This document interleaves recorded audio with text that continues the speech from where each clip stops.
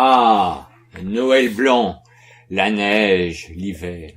Si vous voulez vous imprégner de ces décors de fête, quel meilleur endroit que Malibu. Mais quelle idée d'aller faire un Christmas special en Californie. Il fait beau tout le temps et ça déprime Tracy qui rêve d'avoir un jour un beau Noël blanc. Enfin bref, passons. C'est bientôt Noël, il fait beau, il y a des boobs, le décor de fête parfait. Nous faisons donc la rencontre de Joey, un gamin de 10 ans et de sa mère, Kayla, deux arnaqueurs. Seulement, après une combine qui va mal se passer, Kayla va se faire arrêter et le gosse va se retrouver en cavale avec le butin. Un gros bras à ses trousses chargé de récupérer l'argent volé. Devant cette scène pouvant prêter à confusion, car quand on y réfléchit 2 secondes, c'est le petit, le méchant voleur. Obi, le fils de Mitch, vole à sa rescousse et... Désolé, c'est pas dans mon habitude de faire des blagues sur les prénoms, mais franchement, quel être doué de conscience irait appeler son gamin Obi?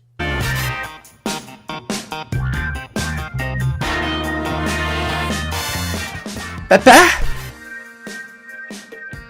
Désolé? Dis, pourquoi je m'appelle Obi? Mais c'est parce que ta conception a été un merveilleux passe-temps, mon garçon.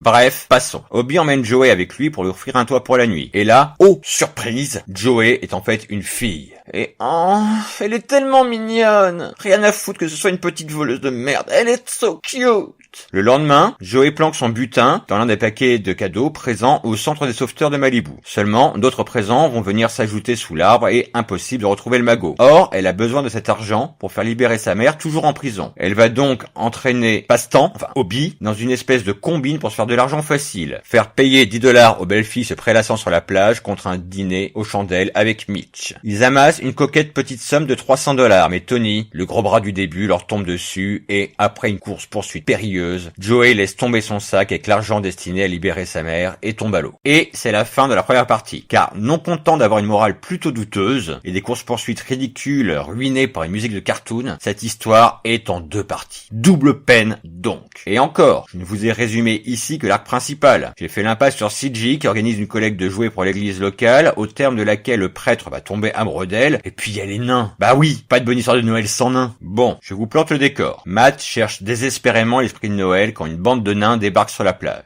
Au cours de leur jeu aquatique, Benny manque de se noyer. Pour remercier son sauveteur, avec ses amis, ils vont en douce décorer la cabane de Matt avec des décorations de Noël. Et de là, une seule déduction possible. Ce sont les elfes du Père Noël. Non mais sérieux quoi? Donc si on résume, notre héroïne, le temps d'une histoire, est une petite voleuse et arnaqueuse. Mais bon, c'est pas grave parce qu'elle est mignonne. Le gros bras, chargé de récupérer l'argent volé, est donc traité en méchant dessin animé. On a droit à de la caricature de personnes de petite taille, mais on s'en fout parce que les blagues sur les nains, c'est rigolo. Et bordel, même Mitch trouve que flirter avec un prêtre, c'est limite.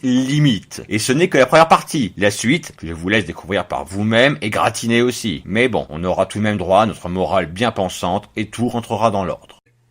Dans notre prochain épisode, nous parlerons psyché et soirée costumée. Mais ça, c'est pour demain.